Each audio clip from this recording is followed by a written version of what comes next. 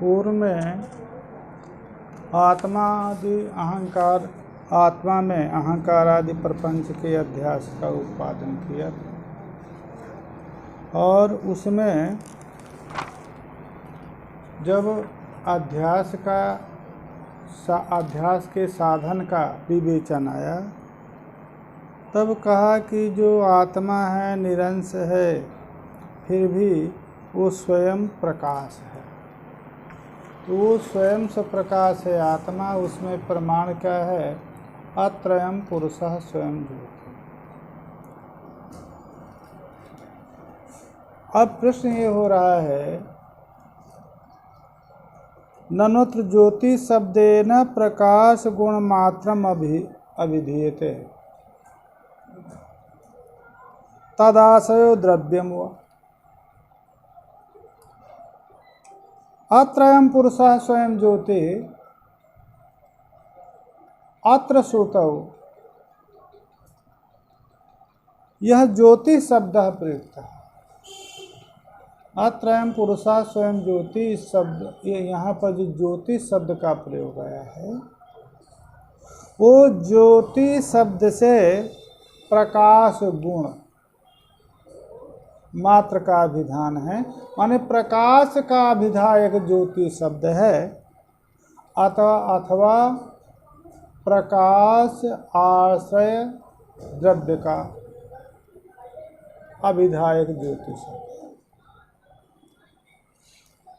ये प्रश्न क्यों हो रहा है?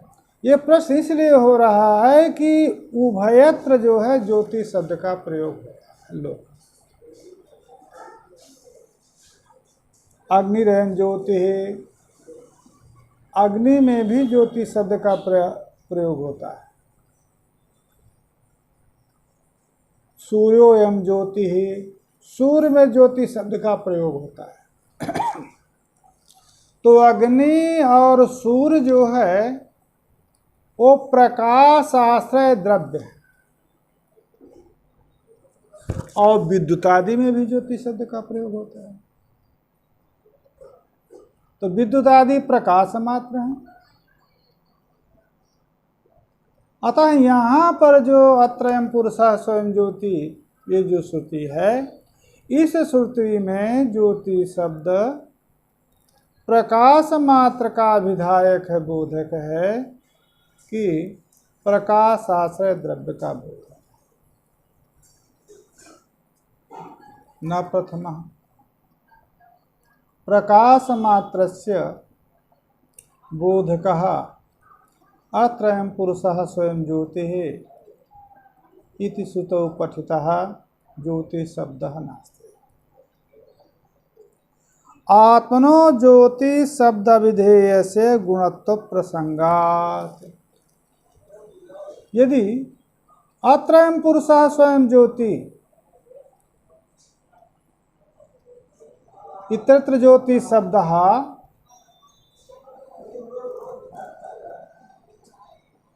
प्रकाश गुण मात्रस्य विधायकः स्यात् तदा आत्मनः गुणत्व प्रसंगः।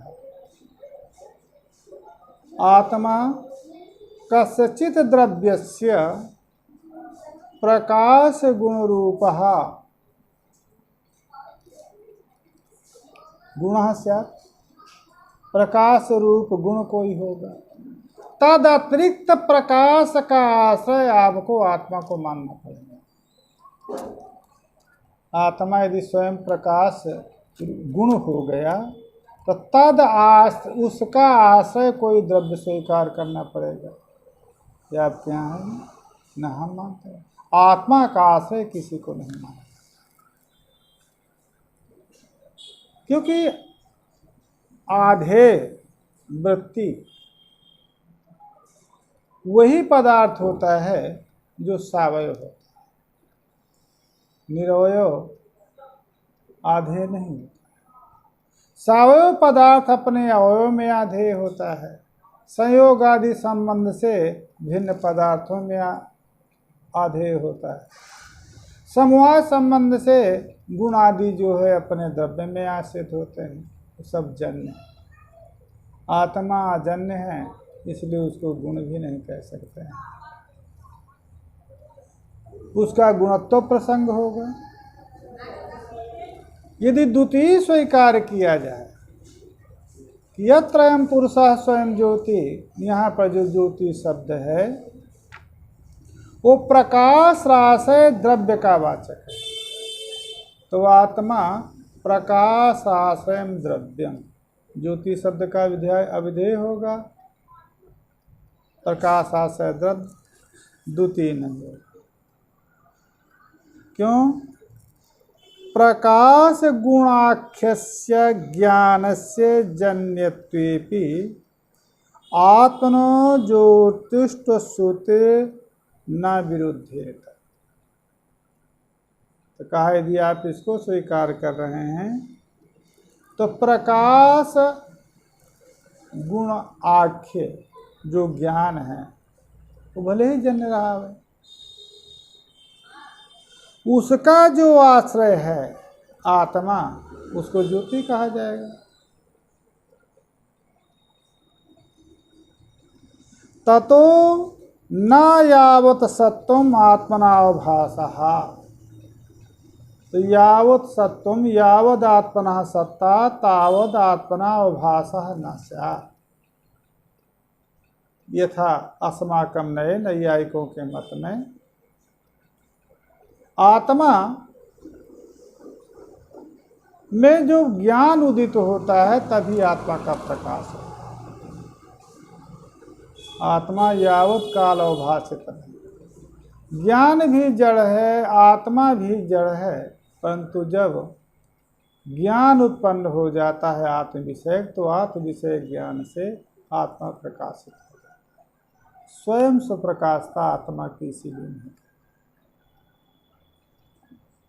जो प्रभाकर है ख्यातिवादी, वो भी जड़ आत्मा को ज्ञान आश्रयतया प्रकाशित मानता है। ऐसे इससे चैतन्यता स्वयं से प्रकाशता नहीं सिद्ध होता है।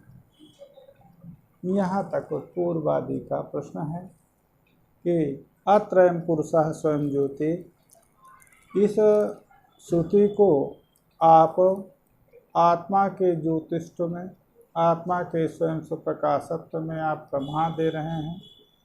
तो हम यही प्रश्न आपसे कर रहे हैं कि ज्योति शब्द प्रकाश गुण मात्र का आशय है या प्रकाश आशय द्रव्य का अभिधेय है। उभयत्र जो है आत्मा में वेदांताभिमत जो स्वयं स्वप्रकाशत्व है वो सिद्ध नहीं होगा। इति चेतमैवं चैतन्य मात्रवाची ज्योति शब्दः, ज्योति शब्दः त्रयम् पुरुषः स्वयं ज्योतिः, न तो अत्र ज्योति शब्दः न तो प्रकाश गुणमात्र अभिधायकः न वा तदाशयो द्रव्याभिधायकः अपितु चैतन्य मात्र चैतन्य अभिधायकः ज्योति शब्दः। तदरूपा आत्मनि आत्मा आत्मा इत्य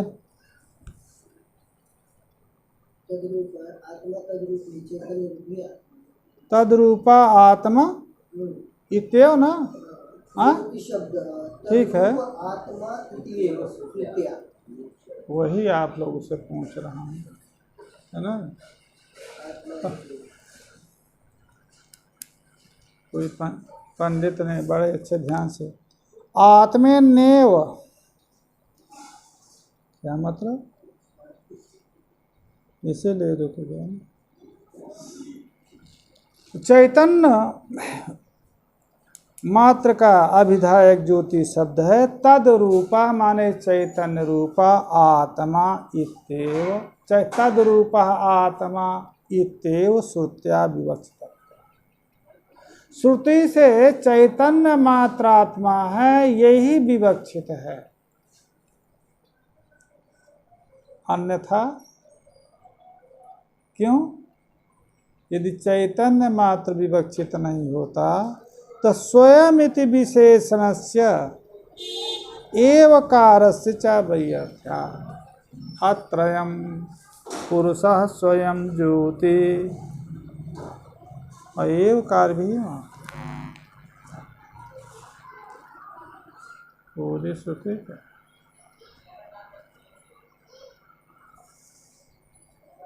स्वयं विशेषण एवकार आत्मा एव तो वहाँ पर एव पदार्थ जो है अन्य का व्यवच्छेदक है और जो स्वयं पदार्थ है तो स्वयं विशेषण से विशेषित एवकार जो है अन्य व्यावर्तक एवकार से युक्त श्रुति है। यदि आत्मा गुण आश्रय माना जाता तो स्वयं पद व्यर्थ है, एवकार की व्यर्थता। तथा ही क्यों एवकार की व्यर्थता होती? तथा ही घटादौ इव आत्मनि विग्राहक ज्ञानस्य ग्राह्यादि अतिरिक्तत्व प्राप्तौ तद व्याप्रत्यये वाक्यद्वये विशेषणद्वयं किं वा ज्ञानजनकस्य अन्यत्र व्यावर्तये आद्य। अच्छा, तथा ही कहा क्यों स्वयं पदार्थ की स्वयं इसकी विशेषण की एवकारता की व्यर्थता क्यों होगी? कहा किम घटादौ इव आत्मन्यपि, जिस प्रकार से घटादि में ग्राहक ज्ञानस्य ग्राह्यतिरिक्त प्राप्त, कहा स्वयं पदार्थ इसलिए कहा गया कि घटादि में ग्राहक ज्ञान का ग्राह्य अतिरिक्त प्राप्ति है, उसकी व्यावृत्ति के लिए वाक्यद्वय विशेषण द्वयम्, वाक्यद्वय में विशेषण इसलिए दिया क्या कि जिस प्रकार से घटादि में ग्राहक ज्ञान से ग्राह्य अतिरिक्त प्राप्ति में न हो, ग्राहक ज्ञान से ग्राह्य अतिरिक्त की प्राप्ति न हो, उसके व्यावृत्ति के लिए वाक्य द्वय दो वाक्य हैं वहाँ पर, अत्रयं पुरुषः स्वयं ज्योति ही और दूसरा वाक्य है आत्मा रेव ज्योति ही अथ आत्मा एव ज्योति किम वा ज्ञान जनकस्य अन्यत्व व्यावर्तये, अथवा ज्ञान जनक का अन्यत्व, ज्ञान जनक जो है अन्य नहीं है, इसकी व्यावृत्ति के लिए दिया। ठीक है, ज्ञान जनकम ज्ञेयातिरिक्तम प्रकाश्यातिरिक्तम नास्ति तद व्यावर्तये। यदि पहला वाला सोचते हैं कि ग्राहक ज्ञान का ग्राह्य अतिरिक्त व्यावृत्ति के लिए ही वाक्यद्वय में विशेषण दो दिया गया है, तो ग्राहिकयोः आत्म तद ज्ञानयोः एकत्वे श्रुति परिवेश्यति। यदि आप यही मानते हैं कि विशेषणद्वय ग्राहक ज्ञान ग्राह्य व्यतिरिक्त ग्राह्यादि से अतिरिक्त प्राप्ति होने पर तद व्यतिरेक के लिए, तद निराश के लिए दोनों विशेषण मानते हैं, तो ग्राही ग्राहिकयोः ग्राह्यात्मा ग्राहक तज ज्ञान एकत्वे श्रुति परिवश्यति। तो एकत्व में माने ग्राह्य और ग्राहक, ग्राही जो आत्मा है, ग्राहक जो ज्ञान है, वो दोनों के एकत्व का में पर्यवसान श्रुति का हो जाए। एवं सति आत्मनो गुणत्वम ज्ञान से द्रव्यत्वम प्रसज्येति चेत। तो कहा ठीक है। अरे कहा हो जाए तो क्या मतलब है। इस प्रकार से भी आत्मा का गुणत्व, आत्मनो गुणत्वम ज्ञान से द्रव्यत्वम प्रसज्येत। तो आत्मनो गुणत्वम ज्ञान कहा तो आत्मा का गुणत्व प्राप्त हो जाएगा, अज्ञान का द्रव्यत्व प्राप्त हो जाएगा। क्यों? जब एकत्व हो गया, ग्राही ग्राह्य का परेशान हो गया, तो अब गुण गुणी भाव माने प्रकाश प्रकाशक भाव में जब एकत्व हो गया, तो आत्मा का गुणत्व मान लें, ज्ञान का द्रव्यत्व मान लें।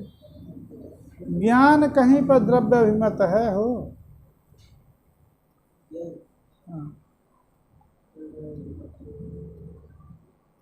वैसे से वो विशिष्टाद्वैत में ज्ञान जो है द्रव्य है, ठीक है ना। ज्ञान को द्रव्य चेत कहा प्रसज्यताम नाम तार्किक कल्पिता नाम द्रव्यादि परिभाषाणाम वस्तुनि विरोधाजनकत्वात्। कहा यदि प्रसज्जित हो रहा है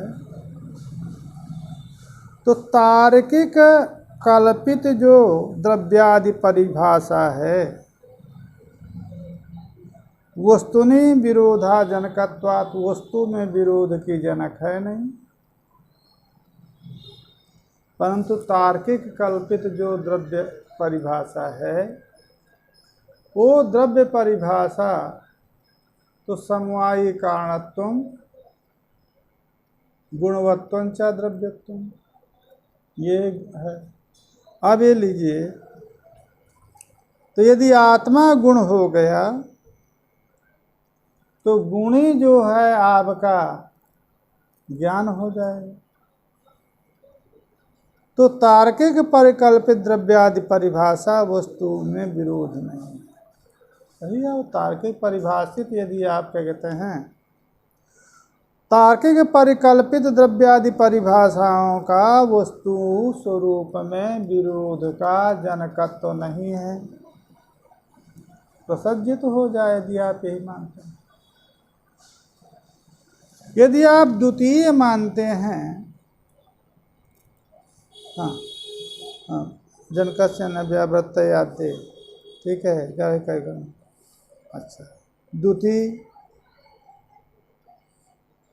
ग्राहक ज्ञान से ग्राह्य व्यतिरिक्त प्राप्त तद व्यावृत्तये में द्वितीय पक्ष किम वा ज्ञान जनकस्य अन्यत्व व्यावृत्तये। तब कहा द्वितीय भी नहीं होगा, क्योंकि श्रुति हानि अश्रुति कल्पना प्रसंग। ज्ञान जनकस्य अन्यत्व व्यावृत्तये, ज्ञान जनक का की अन्यत्व व्यावृत्ति के लिए यदि आप कहें तो श्रुत माने यद ज्ञान जनकम विषयः या ज्ञान जनकम साधना, उनकी अन्य व्यावृत्ति के लिए, अन्य व्यावृत्ति अन्य प्रवृत्ति हो तब न व्यावृत्ति होगी। माने जो साधन ज्ञान के जनक हैं, वो साधन की अन्य प्रवृत्ति यदि हो तद व्यावृत्ति के लिए माना जाए। माने क्या, एक ही साधन एक ज्ञान को जनक हो करके अन्य ज्ञान के जनक यदि होते हों, तद व्यावृत्ति के लिए यदि एवकार और स्वयं पद जो है व्यावृत्ति के लिए कहा जाए तो कहा कि सुत हानि असुत कल्पना। जो सुना जाता है माने जो श्रुति के जो ज्ञान का साधन जो वाक्य है, जिस ज्ञान को पैदा कर रहा है उससे इतर ज्ञान को ना पैदा करे, तो जो ज्ञान पैदा कर रहा है तो जो श्रुत है माने एक ही साधन शब्द जो है एक ज्ञान का साधन है, इंद्रियादि एक ज्ञान के साधन हैं। अन्य साधनों के अन्यत्व व्यावृत्ति के लिए यदि कहा जाए तो श्रुत हानि अश्रुत कल्पना करना।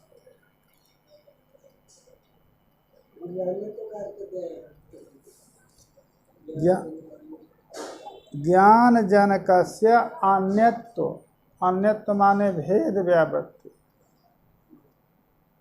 अन्यत्व माने भेद, तो ज्ञान जनक के भेद की व्यावृत्ति के लिए, यानी ज्ञान जनक में कोई भेद है उसकी व्यावृत्ति के लिए, तो कहा कहीं पर भी ज्ञान जनक जो ज्ञान जनक का भेद कहीं पर हो उसकी व्यावृत्ति के लिए कहा जाए, ऐसा कभी भी नहीं है। हाँ हाँ,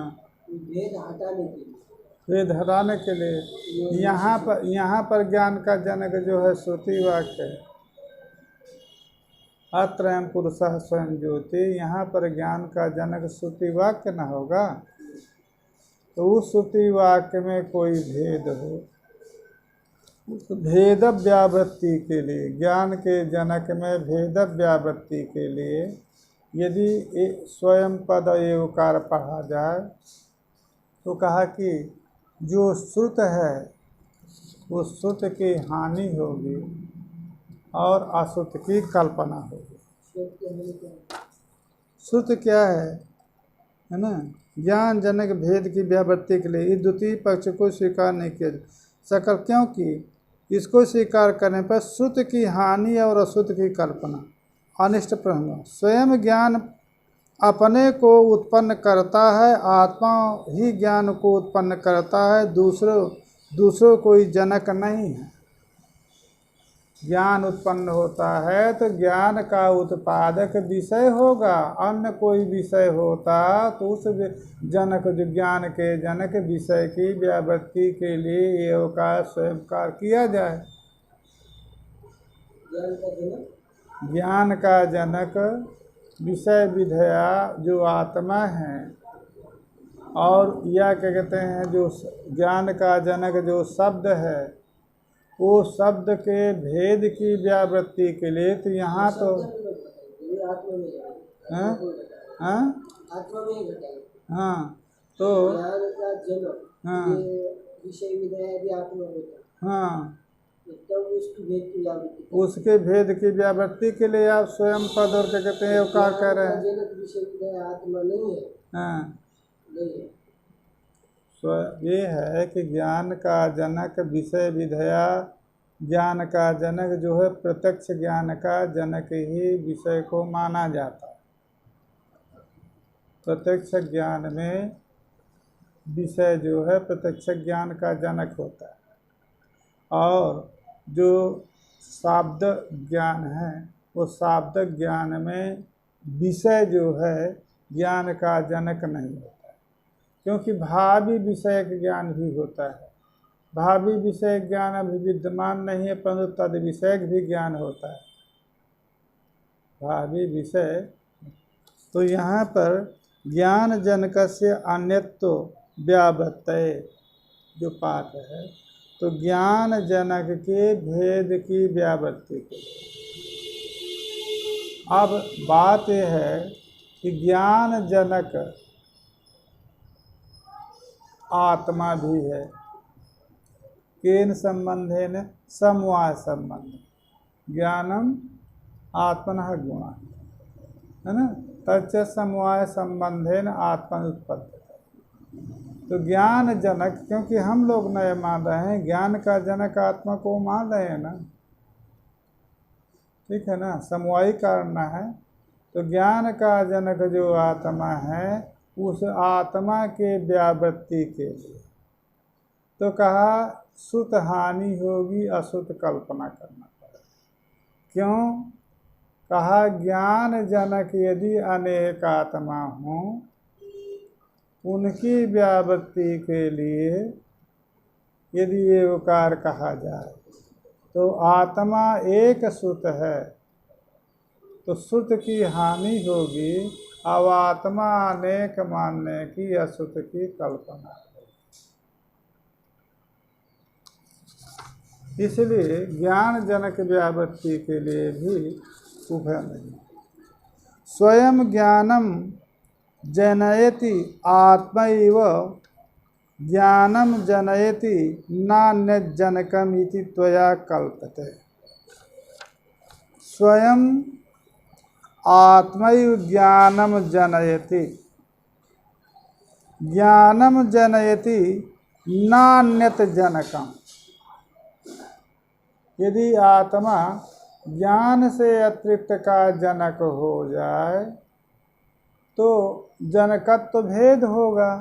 तो वो ज्ञानातिरिक्तम न जनयति आत्मा तद व्यावृत्ति के लिए माना जाए।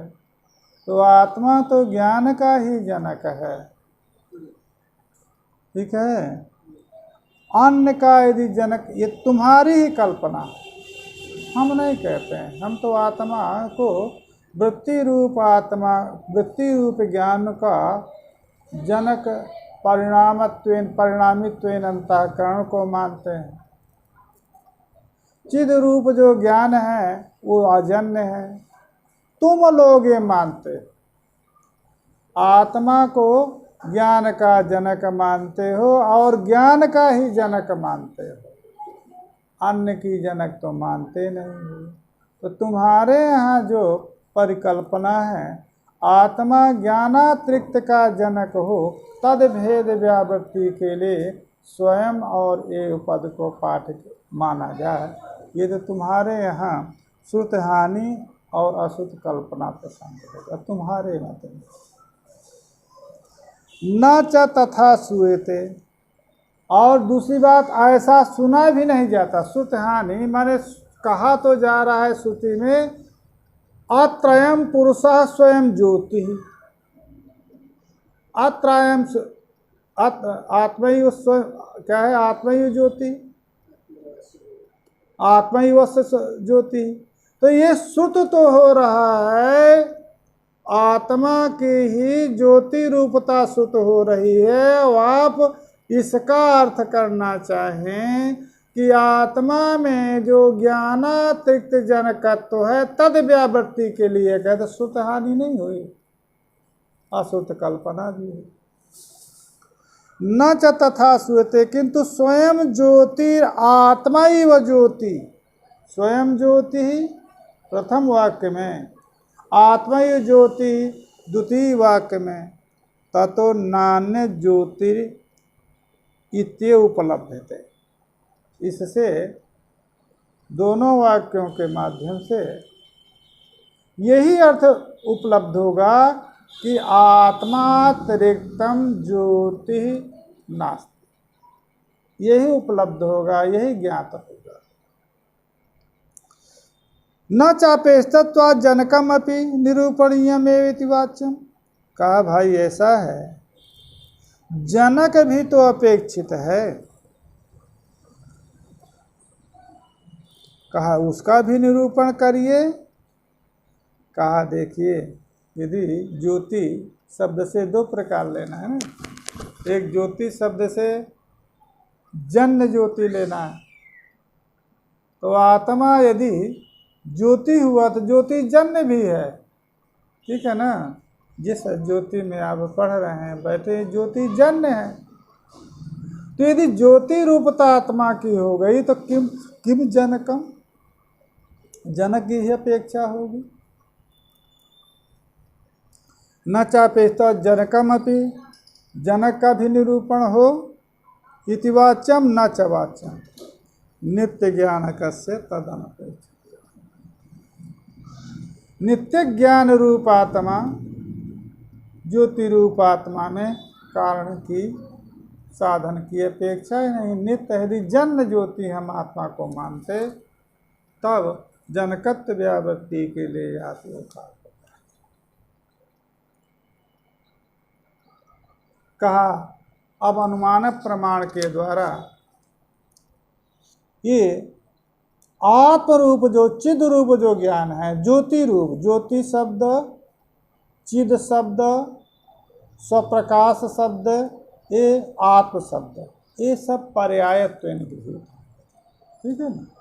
क्योंकि आत्मा के लक्षण में ही सत्यम ज्ञानम अनंतम ब्रह्म है, तो वहाँ ज्ञान पद से चिद रूप ज्ञान हुआ। सदरूपम चिदरूपम आनंद रूप।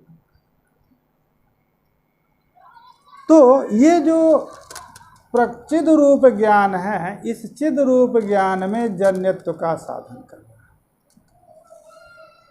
है। ज्ञानत्व रूप हेतु के विमतम विवादास्पदम चिदरूपम ज्ञानम जायते जन्यम ज्ञानत्व घटादि ज्ञानवत, ये अनुमान है। तो घटादि ज्ञानेषु जन्यत्वं वर्तते अथ च ज्ञानत्वं वर्तते। अतः ज्ञानत्व रूप हेतु जन्यत्व रूप साध्यस्य व्याप्ति गृहीता। तो जन्यत्व व्याप्यम ज्ञानत्वं चिद्रूप ज्ञानेपि अस्ति, अतः तत्रापि जन्यत्वं सिद्धेत अन्वेदित चेत न। कहा ये अनुमान प्रयोग किसके लिए कर रहे हैं आप? वेदांती के लिए ना। तो जिसके लिए अनुमान का प्रयोग करते हैं उसके लिए दृष्टांत की सिद्धि होनी चाहिए। जिसके लिए अनुमान का प्रयोग करते हैं उसके लिए दृष्टांत की सिद्धि होगी, तभी तो अनुमान का कहते हैं आपकी सफलता होगी। तो वेदांती मते दृष्टांत की सिद्धि। दृष्टांत क्या है? घटादि। क्यों? घटादि ज्ञानेपि अस्फुरणांशस्य नित्य चैतन्य रूपत्व। घटादि ज्ञान में जो स्फुरणांश है, यहाँ पर हम स्फुरण रूप ज्ञान को ले रहे हैं। और यदि घटक ज्ञान को आप लेंगे तो वृत्ति ज्ञान में जन्य तो साधन करना चाहे तो साधिए ना। हम तो वृत्ति रूप ज्ञान को जन्य मानते हैं। यहाँ स्फुरण रूप चिद रूप जो ज्ञान है उस ज्ञान को लिया है। अब आप सोचते हैं कि घटादि ज्ञान में भी चिद रूपता है। क्यों? घटादि ज्ञान में भी चिद रूपता प्रकाश रूपता नहीं रहेगी तो घटादि का प्रकाश नहीं होगा। तो आप ये मान करके चलते हैं, परंतु जिस वेदांति के प्रति अनुमान का प्रयोग करते हैं वो घटादि ज्ञान वृत्ति रूप ज्ञान जड़ है और उसमें जो स्फुरणांश है वो नित्य चैतन्य रूप है। अतः अस्फुरणांश में जन्यता वहाँ पर भी नहीं। स्फुरणांश जो ज्ञान है, स्फुरण रूप जो है, स्फुरणांशता है, उसमें जन्यता है नहीं। अंतःकरण वृत्त्यंश से अज्ञानत्वात्, जो अंतःकरण वृत्ति अंश है उसको स्वयं ज्ञान नहीं कहते। इसलिए विवरणाचार्य ने कहा अंतःकरण वृत्तौ ज्ञानोपचारात्। औपचारिक अंतःकरण वृत्ति में औपचारिक ज्ञान का माने गौण ज्ञान का प्रयोग है। क्यों? वो वृत्ति जो है स्फुरण रूप जो ज्ञान है उसकी उपाधि है, तो उस उपाधि में भी ज्ञानत्वोपचार होता है। अतः यदि अंतःकरण वृत्ति रूप लेंगे तो वो उसमें ज्ञान शब्द का साक्षात व्यवहार। ज्ञान व्यवहार से च तत्र यही। अच्छा, ये इसी वाक्य को लगता है वहाँ पढ़ा का, यहाँ तो साफ लिखा औपचारिक। ज्ञान व्यवहार जो अंतःकरण वृत्ति में है वो औपचारिक है। न च एतत् व्यतिरेकी अनुमानमपि सपक्ष सद्भावात्। न च एतत् व्यतिरेकी अनुमानम, कहा यदि आप व्यतिरेकी अनुमान का प्रयोग करें तो व्यतिरेक अनुमान तो सपक्ष रहित, सपक्ष विद्यमान है, तब व्यतिरेकी अनुमान का प्रयोग भी नहीं है। क्या व्यतिरेकी अनुमान का कैसे प्रयोग करेंगे?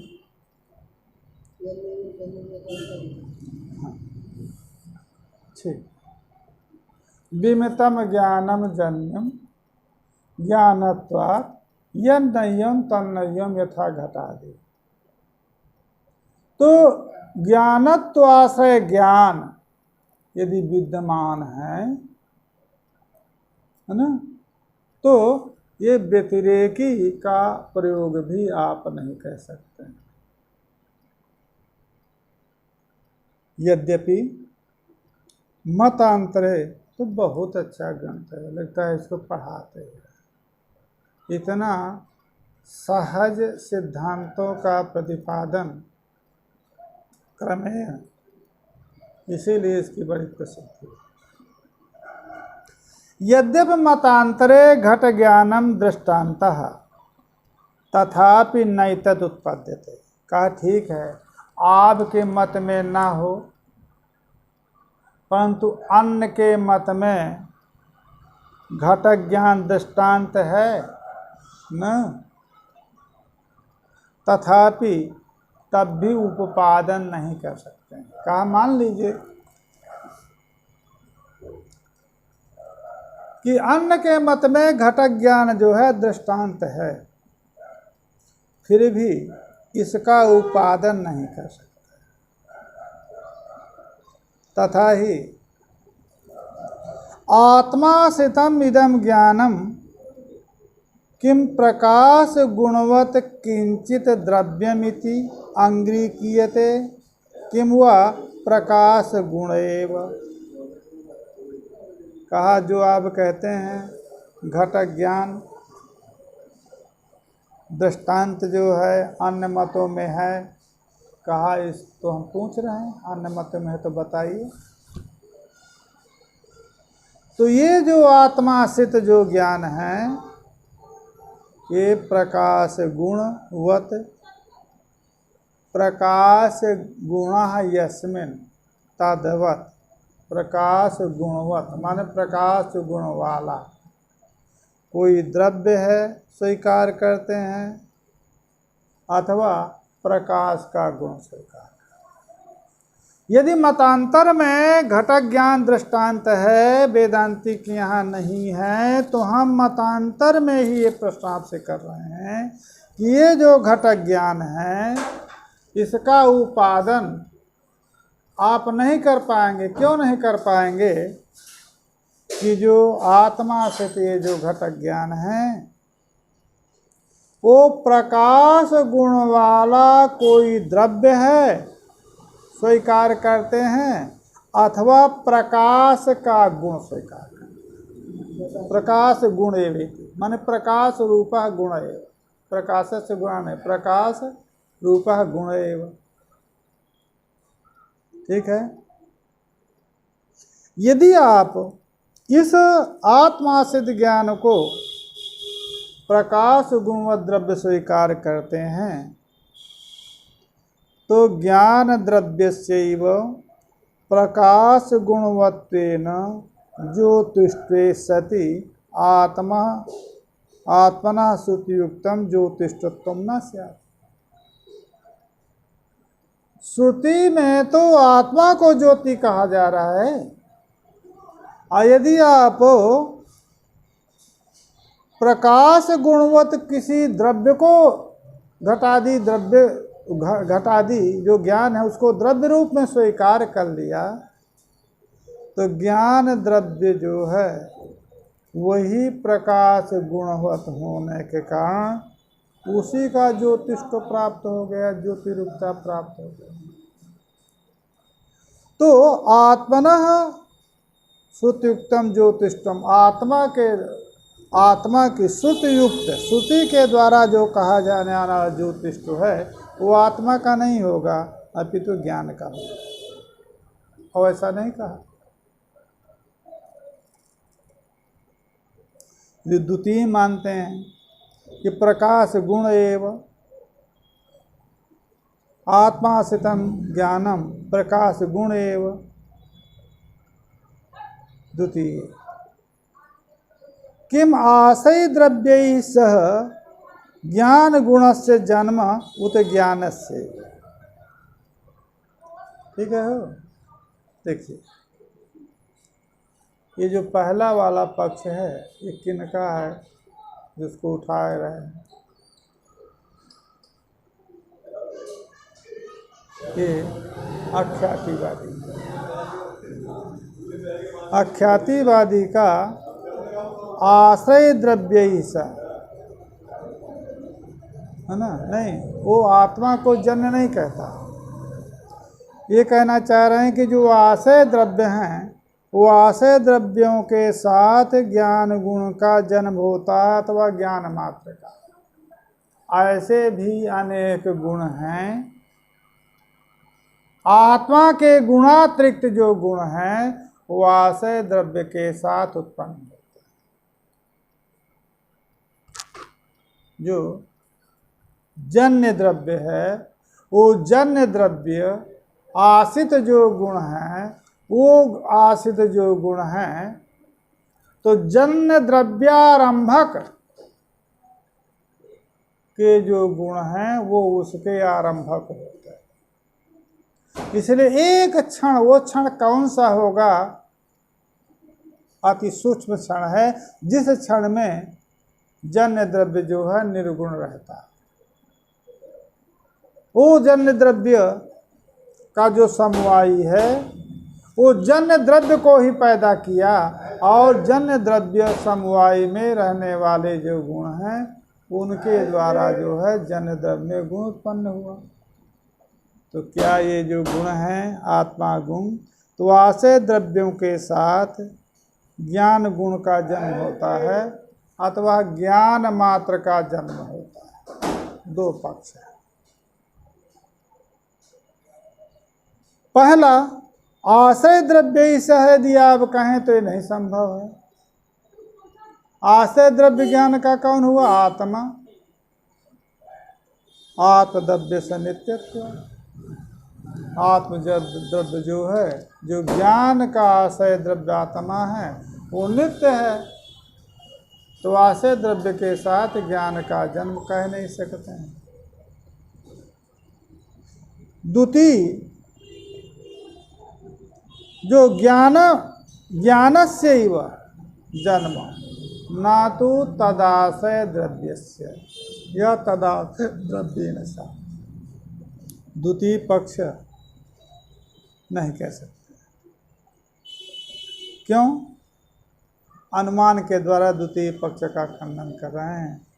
विमितम ज्ञानम द्रव्यजन्य व्यतिरेकेण स्वद्रव्य उपाधौ न जायते प्रकाश गुणत्वात् प्रदीप प्रकाशवत्।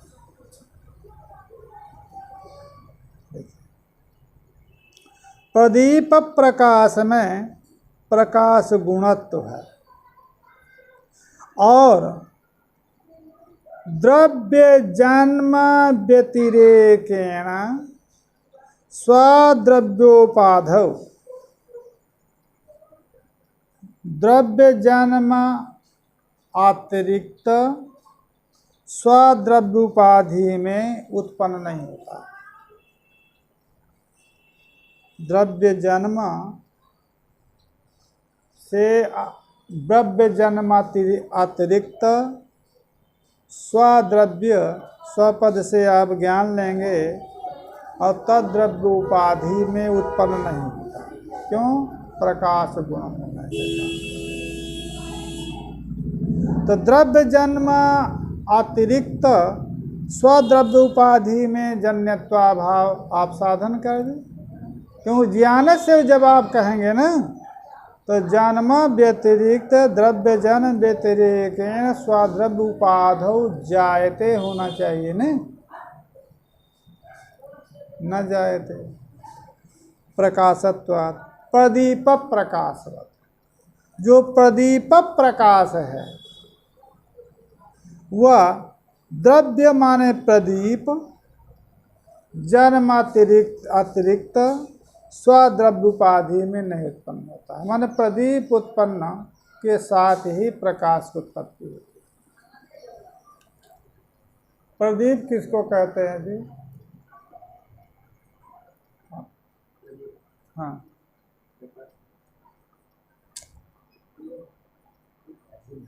प्रदीप पूछ रहा हूँ, किसको कहते हैं प्रदीप? बता दो इनको प्रदीप। हाँ, दीपक दिया नहीं, प्रदीप हम पूछ रहे हैं। दीपक दिया, प्रदीप नहीं, इसलिए हम सोचे कि शायद तुम ही बता दो। देखो, प्रदीप जो है, जो लौ निकलती है उसे प्रदीप कहेंगे। इसलिए प्रत्येक जो उसके उपादान कारण हैं, तृण हो, तेल हो, तैल हो, तृण हो, तो वो भिन्न भिन्न जो है उसके उपादान है, और भिन्न भिन्न उपादान से वो लौ निकलती है। इसलिए अनेक लौ हैं, है ना। तो सेयम दीप लतिका, ये जो प्रतिभिज्ञा है, ये प्रतिभिज्ञा भ्रम है। एक मालूम पड़ती है परंतु एक नहीं है।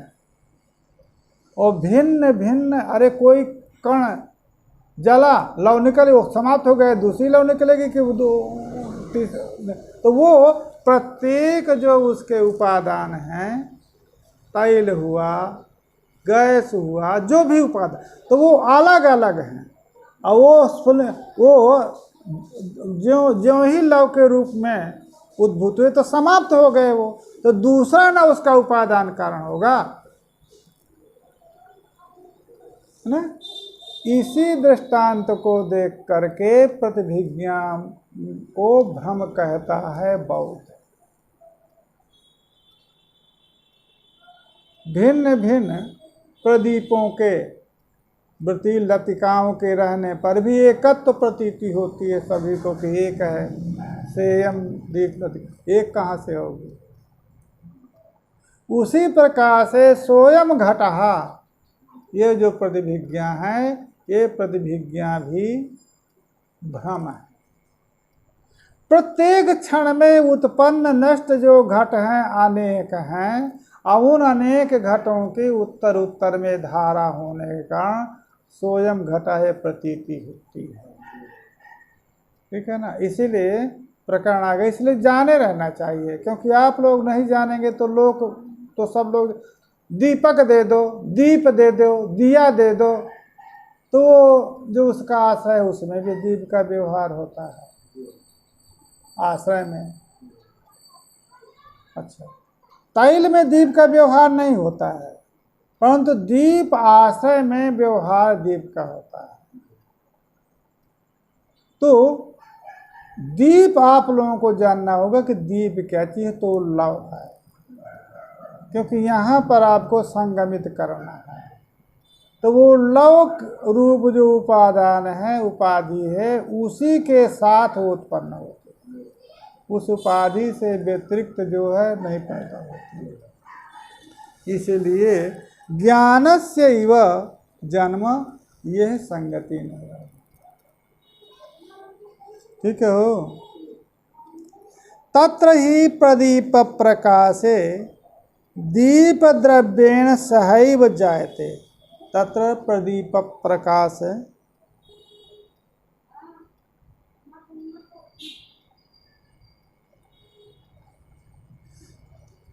कहे प्रदीप प्रकाशो पाठ है किसी के यहाँ का? है का? नहीं है ना? है? प्रकाशो पाठ है कि प्रकाशे पाठ है?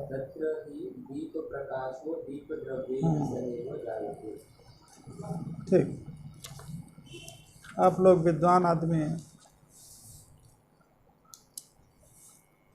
तत्काल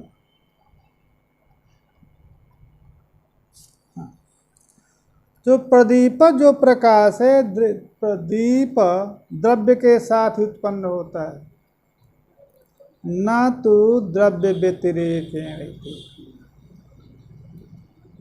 इसलिए साध्य वैकल्य दोष नहीं। साध्य वैकल्य दोष कहाँ होता है? क्या है साध्य वैकल्य? दृष्टान्ते साध्य भाव साध्य वैकल्य।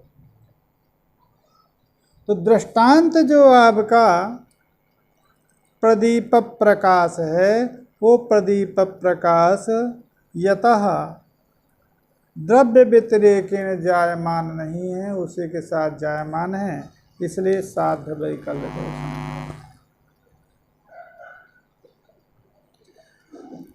दर्पणादौ सतः एव प्रकाशस्य घर्षणेन अभिव्यक्ति न तो जन्म इति नानैकांतिकत्वम्।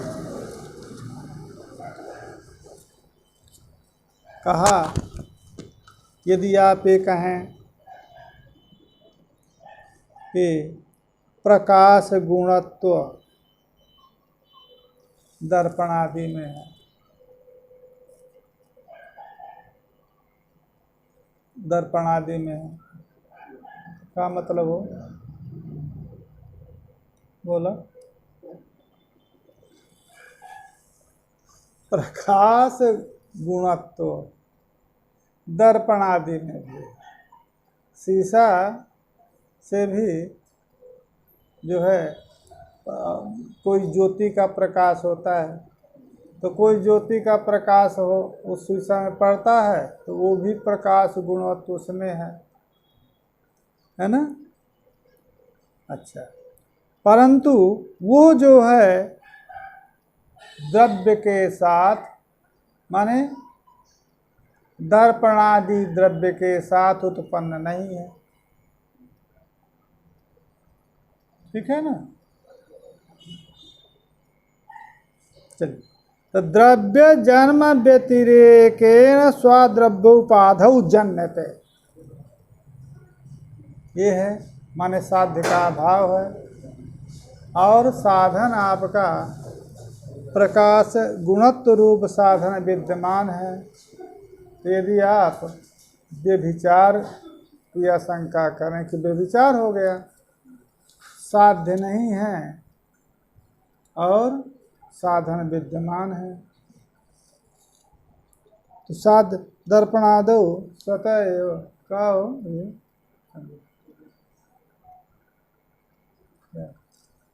पहला समस्या है कि हाँ ये तो कुर्सी दे दो।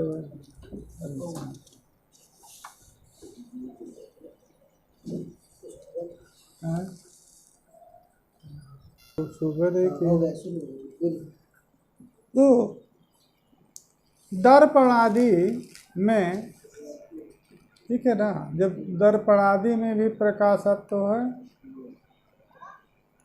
परंतु जो दर्पणादि का जो प्रकाश है वो दर्पण जो उपाधि है उसके साथ उत्पन्न नहीं होता, तो प्रकाशत्व रह गया और स्वद्रव्य जन्म व्यतिरेकेण स्वद्रव्य उपाधौ न जायते रूप साध्य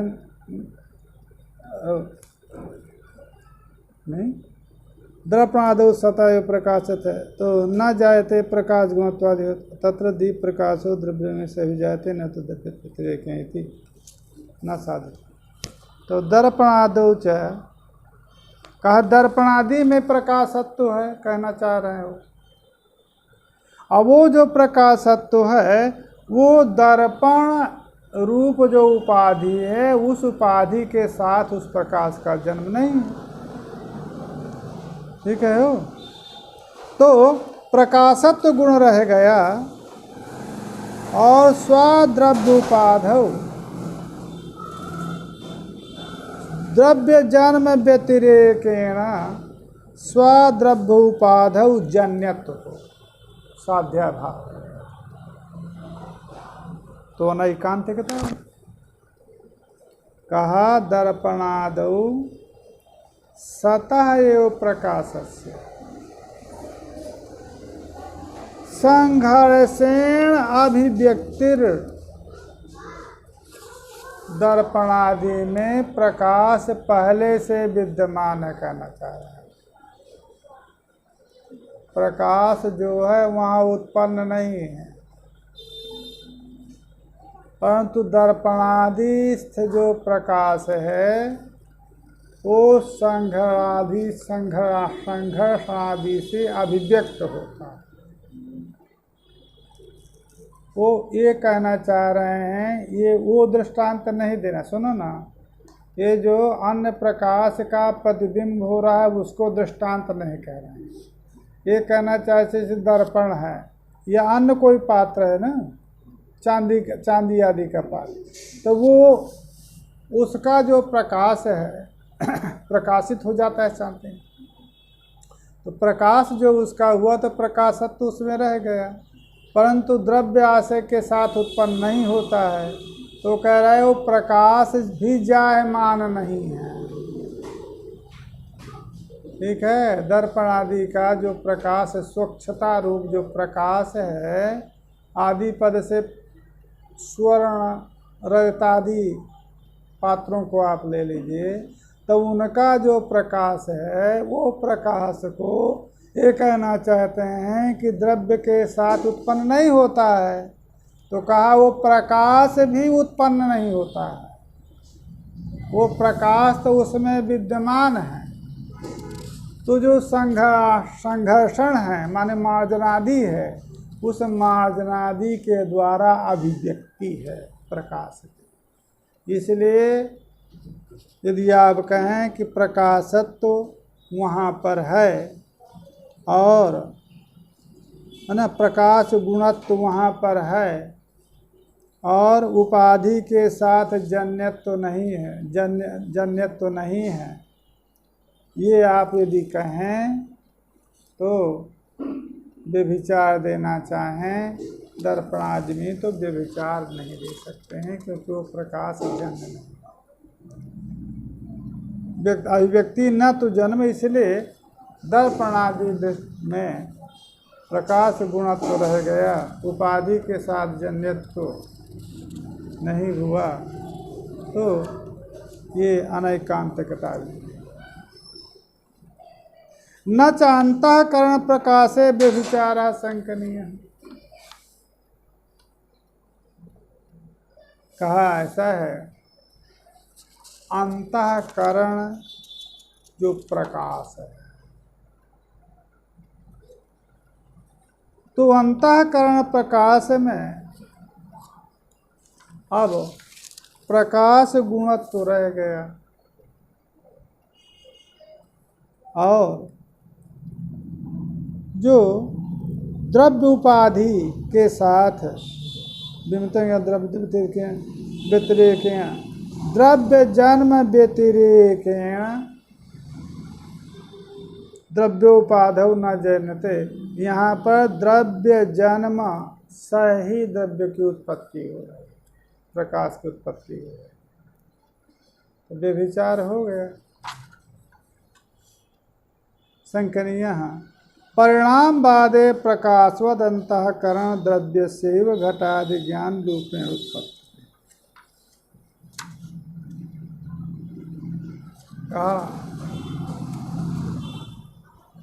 अंतःकरण का जो प्रकाश है माने वृत्ति रूप जो प्रकाश है, वो अंतःकरण के साथ उत्पन्न होता है, तद व्यतिरिक्त नहीं होता है। कहा कि तो वहाँ पर व्यभिचार को कह रहे हैं कि ऐसा है परिणाम बादन है, प्रकाशवद अंतःकरण द्रव्यस्य, प्रकाशवत जो अंतःकरण द्रव्य है उसी द्रव्य को घटादि ज्ञान रूपेण उत्पत्ति मानी जाती है। तो उपाधि से अतिरिक्त जो है वहाँ पर प्रकाश नहीं। यदि आरंभवाद लेते हैं तो प्रकाशो न अंतःकरण गुण, आरंभवाद में प्रकाश जो है अंतःकरण का गुण है ही नहीं, इसलिए इस पक्ष में भी विचार नहीं। तस्माद् अजायमानस्य ज्ञानस्य जनकानपेक्षत्वात् आत्मा, इसलिए अजायमान जो ज्ञान है, अजायमान जो ज्ञान है कौन? चिद रूप ज्ञान, उसकी जनकत्व की अपेक्षा नहीं है। अतः आत्मयुज्योतु न तु आत्मातिरिक्तम ज्योति, यही श्रुति का अभिप्राय है। अब यहाँ से बात ये होगी कि क्या है आत्मा में ज्योतिष। ये आशंका इसलिए हो रही है कि आत्मा में जो ज्योतिष है यदि वो आत्मा से अतिरिक्त है तो द्वैतापत्ति हो। इसका भी प्रतिपादन आगे कहें। ज्योतिष हैं क्या? अरे आगे बहुत है, दूसरा नहीं है, इसी का ज्योति स्वरूप आत्मा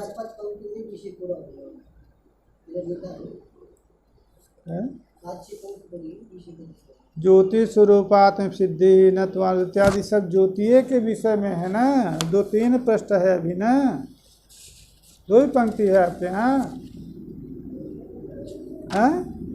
देख नहीं रहे हैं हम?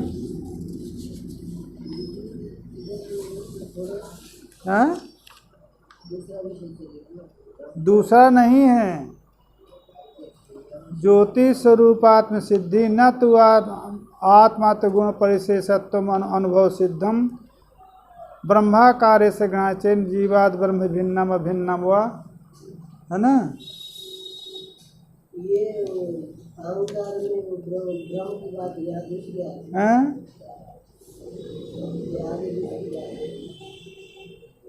अच्छा अभ्युपेय तक है ना। यहाँ पर क्या कहते हैं, थोड़ा दूसरा है। यहाँ से ये शुरू होगा अहंकार ननुवाद आत्मन गुण अग्रह्यमाण विशेषत्व अनुभव सिद्धम ब्रह्माकार से ग्रहणाति चेत। ये अभ्युपेय तक ये ज्योतिष को प्रकरण खत्म हो गया। यहाँ से आगे दूसरा प्रकरण अहंकार के आदेश का खंडन करेंगे। चलिए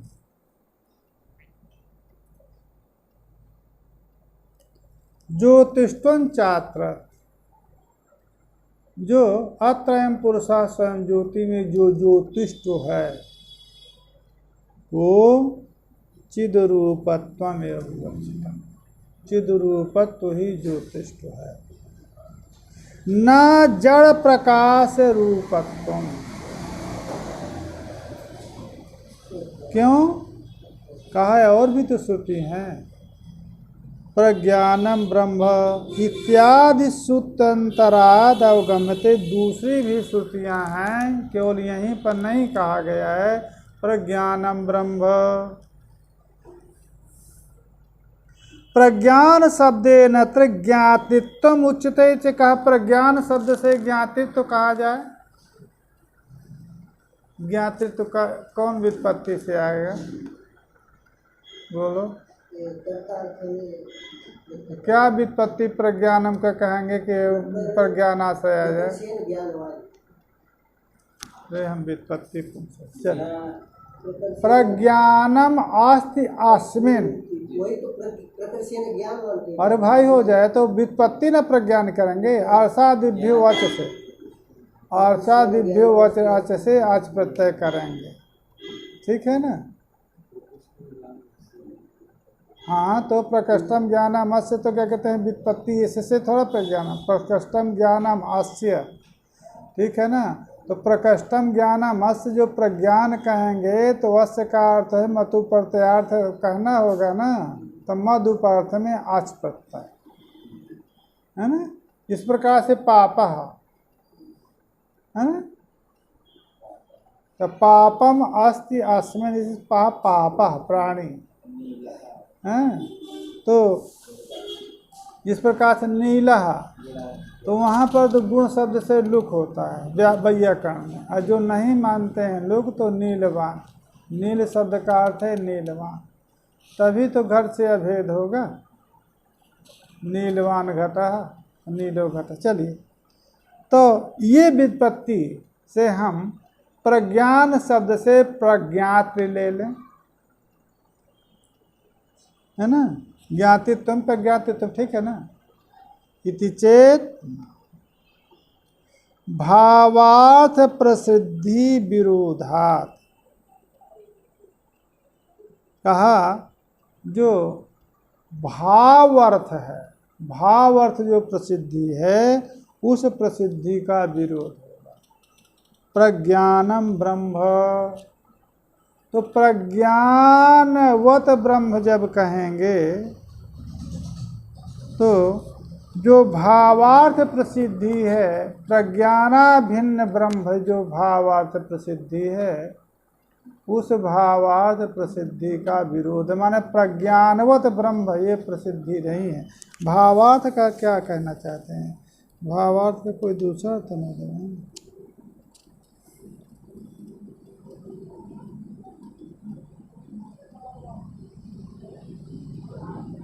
भावार्थ की सिद्धि वही ठीक है, माने भाव का हम क्या कहते हैं, वो तो हाँ प्रकार अर्थ तो नहीं ले रहे हैं। तो भावार्थ यो भावार्थ प्रसिद्ध श्रुते तद भावार्थ प्रसिद्धि विरोधा से। भावार्थ प्रसिद्ध यही है कि प्रज्ञान स्वरूपम ब्रह्म। अब आप यदि उसको प्रज्ञात अर्थ रूप ले लेंगे तो प्रज्ञातवत ब्रह्म, ऐसे भावार्थ प्रसिद्धि नहीं है। प्रकृष्टम ज्ञानमस्येति विज्ञेह ज्ञातित्वम लभ्यते, कहा कि ऐसा क्यों, अरे प्रकृष्टम ज्ञानमस्य मधुबर्थ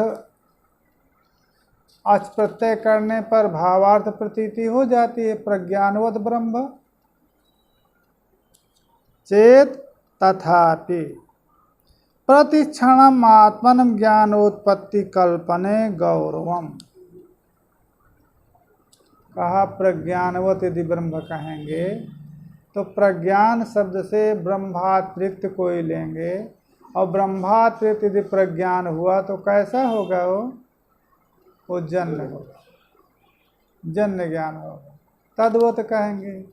तो प्रतिक्षणम आत्मन ज्ञान उत्पत्ति, तो प्रतिक्षण आत्मा में ज्ञान की उत्पत्ति कल्पना करना पड़ेगा।